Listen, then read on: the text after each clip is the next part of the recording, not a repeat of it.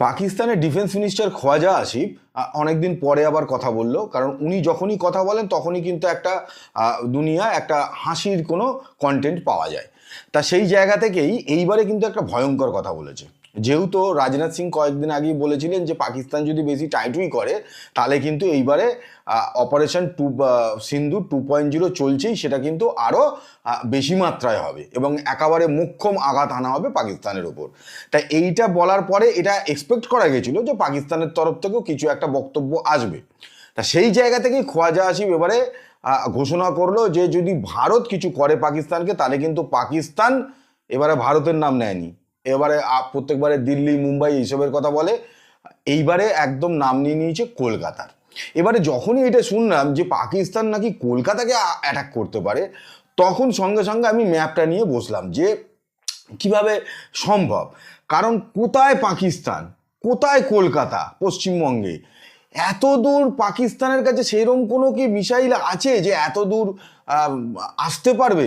কারণ যখন অপারেশন সিন্দুর হলো তখন আমরা দেখলাম যে পাকিস্তান যে আমাদের সঙ্গে যে বর্ডার, জম্মু অ্যান্ড কাশ্মীর, পাঞ্জাব, রাজস্থান, সেইখানেই একটাও অনেকগুলো ড্রোন মেরেছিল, কিন্তু সেগুলো একটাও কিন্তু ড্রোন আমাদের এখানে এসে আঘাত করতে পারেনি। মানে আমরা সেটাকে উড়িয়ে দিয়েছি, ধ্বংস হয়ে গেছে আকাশেই, তার খোলটা নিচে পড়েছিল। এখন এই খবরটা কি ওনাকে কেউ পৌঁছে দেয়নি না, নাকি যেটা সেই বিদেশি সাংবাদিকরা জিজ্ঞেস করেছিল না খোয়াজা আসিফকে যে ভারত আর পাকিস্তানের মধ্যে যে এই 4 দিনের যুদ্ধ হলো সেখানে পাকিস্তান কি করলো, তা তখন কি বলেছিল খোয়াজা আসিফ যে গিয়ে সমাজ মাধ্যমে দেখে নিন। এবারে মানে এই হচ্ছে একজন ডিফেন্স মিনিস্টারের ক্রেডিবিলিটি, যে যার কাছে প্রুফ চাইলে সে সমাজ মাধ্যমের কথা বলে, তা সে কিন্তু এইরম নাম নিতেই পারে যে হ্যাঁ কলকাতার ওপরে অ্যাটাকটা করবে। আসলে আমার ধারণা কলকাতাটা কত দূর তিনি জানেন না, নাকি একটা স্বপ্ন সেখানে লুকিয়ে আছে বা ইনফরমেশন, সেই ইনফরমেশনও তার কাছে নেই।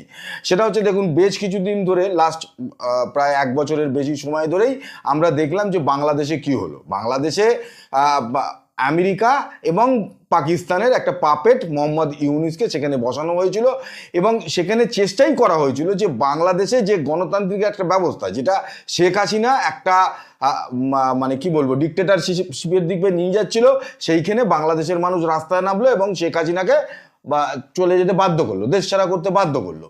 এইবারে সেখানে একটা মানে চেষ্টাই হয়েছিল যে জামাতকে কি করে ক্ষমতায় আনা যায়, এবং সেখানে কিন্তু আমেরিকার সিআইও ভীষণভাবে ইনভলভ ছিল। কিন্তু আদতে এই যে আমেরিকা, পাকিস্তান, চায়না এদের যে একটা প্ল্যান ছিল যে বাংলাদেশে যে করে হোক ডেমোক্রেসিটাকে নষ্ট করে দেওয়া এবং একজন পাপেটকে বসানো যাতে সে আর কি আমেরিকার কথায় চলে, এবারে এইটাকে কিন্তু বাংলাদেশের মানুষ পুরোপুরি নস্যাৎ করে দিয়েছে। বাংলাদেশের মানুষ সবাইকে রিজেক্ট করে দিয়ে বিএনপিকে একদম বিরাট আসন নিয়ে তারা ক্ষমতায় এনে এসছে এবং এখন অবধি বাংলাদেশে যে নতুন সরকার গঠন হয়েছে সেখানে যিনি প্রধানমন্ত্রী হয়েছেন মিস্টার তারেক রহমান, তিনি কিন্তু ভীষণই বিচক্ষণতার পরিচয় দিয়েছেন। এখন অবধি তিনি ওইসব আলফাল কথাবার্তা বলেননি। খুব দায়িত্বশীল একজন প্রধানমন্ত্রী হিসেবে যা বলা উচিত তিনি কিন্তু এখন অবধিও সেই কথা বলেছেন এবং তিনি একজন প্রধানমন্ত্রী যেটা বলা উচিত যে সর্বধর্মকে সম্মান করা, সেখানে ধর্মটাই মেন নয়, কি করে দেশটাকে ভালো করে গড়া যায়, মানুষের কাজের ব্যবস্থা করা, যারা খুব খারাপ অবস্থার মধ্যে আছে সেখানে সরকারের তরফ থেকে তাদেরকে হেল্প করা, এই ধরনের কথাগুলোই কিন্তু আমরা মোটামুটিভাবে শুনে এসেছি মিস্টার রহমানের কাছ থেকে। এবং সেখান থেকে এটুকু বোঝা যায় যে বাংলাদেশ এখন একটা ঠিকঠাকভাবে চলার কথা ভাবছে। এবারে এই খবরটা আমার মনে হয় যে খোয়াজা আসিফের কাছে পৌঁছয়নি। খোয়াজা আসিফ ভেবেছে যে এখন অবধিও ওই মোহাম্মদ ইউনুস ওখানে বসে আছে, ফলে বাংলাদেশ থেকে আমাদের দূরত্বটা একদমই কাছে, কলকাতা একদম কাছে, ফলে উনি ভেবেছেন যে বাংলাদেশ থেকে অ্যাটাকটা তাহলে কলকাতায় করে দেওয়া যেতে পারে। কারণ ওনার সরকার ছিল, মানে 71-এ একবার তো পাল্টেছিল, সেইটা মধ্যিখানে ভুলে গেছিল মানুষ, সেইখান থেকে আবার নতুন করে একটা প্রচেষ্টা হয়েছিল, সেটাকে বাংলাদেশের মানুষ নস্যাৎ করেছে। এই খবরগুলো বোধহয় ওনার কাছে পৌঁছয়নি। আমার মনে হয় ওনার কাছে এগুলো পৌঁছে দেওয়ার দরকার, কারণ এমনিতেই পাকিস্তান খুব একটা ইনফরমেশনের দিকে যায় না। আর তার মধ্যে কি হয়েছে যে মধ্যস্থতা করতে গেছিল ইরানের সঙ্গে, সেখানে ইরান রিজেক্ট করে দিয়েছে। আচ্ছা, নিজে আফগানিস্তানের সঙ্গে যুদ্ধ লড়তে গেছিল, এমন আফগানিস্তান পিটিয়েছে, এমন মেরেছে, এক একটা পোস্ট সব দখল করে নিয়ে নিয়েছে যে এখন চায়নায় গেছে দুই তরফই, আফগানিস্তান এবং পাকিস্তান, সেখানে গিয়ে একটা রফা হবে। রফা তো এরা করবেই। আচ্ছা, এর মধ্যে দেশে পেট্রোল নেই, 400-500 টাকার ওপরে চলে গেছে পেট্রোল আর ডিজেলের দাম, ইলেকট্রিসিটি নেই, কি মানে সরকারি ইভেন গাড়িগুলোকে পর্যন্ত ওরা চালাতে পারছে না, বলেছে যে বন্ধ করে দিতে। এখন অবধি দেশে লকডাউন আনার মতো পরিস্থিতি এই পাকিস্তানের এই মুহূর্তের অবস্থা। তা সেইরকম একটা দেশ কি করবে?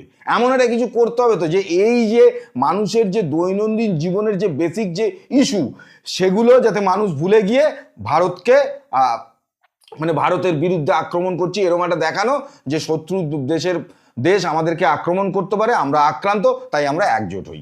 এই জায়গাটা আনার জন্যই কিন্তু খোয়াজা আসিফের এই বক্তব্য। আর তার থেকে একটা বড় কথা কি বলুন তো, পাকিস্তানে মানে অন্য কোনো কারুর কথা তো চলে না, আসিফ মুনিরই শেষ কথা। এইবারে কে ডিফেন্স মিনিস্টার, কে প্রধানমন্ত্রী, কে ফিনান্স মিনিস্টার, এগুলো মানুষ ভুলে যায়। এবারে এরা মাঝে মধ্যে এই ধরনের কথাবার্তা বলে যাতে দেশের মানুষ আবার এদেরকে আর কি মনে রাখে। এমন কিছু একটা বলতে হবে যেটা নিয়ে একটা বিতর্ক তৈরি হবে, তবে তো মানুষ তাকে মনে রাখবে। কারণ বেসিক্যালি কেউ ওদের কথা শোনেই না, এরা পাত্তাও পায় না, তাই এদেরকে এই ধরনের কথাবার্তা বলতে হয়। কিন্তু এটা এরা বোঝে না যে এই দায়িত্ব জ্ঞানীন মন্তব্যগুলো করে আদতে যে সাধারণ মানুষ, তাদের সঙ্গে রাজনীতির অত যোগাযোগ নেই, তারা অতটা শত্রুতার মধ্যে নেই, তাদের প্রত্যেক দিনের যে দৈনন্দিন জীবন চর্চা চালাতে গিয়ে তারা মাথা খারাপ করে ফেলছে, সেইখানে এই ধরনের মন্তব্যগুলো কিভাবে সমাজে একটা ক্যাওয়াস তৈরি করতে পারে সেইটার কথা কি এরা ভুলে যায়, নাকি না ইচ্ছে করেই এগুলো বলে যে যাতে একটা ক্যাওয়াস তৈরি হয় এবং সেখান থেকে একটা গন্ডগোল, একটা কিছু মানে অপ্রীতিকর ঘটনা এইটা যাতে হয়। এরা কি এইটুকুও দায়িত্ব পালন করতে পারে না? এটাই অবাক লাগে। একটা দেশের ডিফেন্স মিনিস্টার, তো সে তো অনেক কি বলবো, অনেক দায়িত্ব নিয়ে তাকে তো কোনো কথা বলতে হবে, এদের মধ্যে সেইটাও নেই। এটাও বোঝে না যে যে দেশটা খেতে পাচ্ছে না সে শুধু যুদ্ধ যুদ্ধ যুদ্ধ এই করে চলেছে। আর পাকিস্তান এর বাইরে অন্য কিছু করতে পারবে বলে তো মনে হয় না।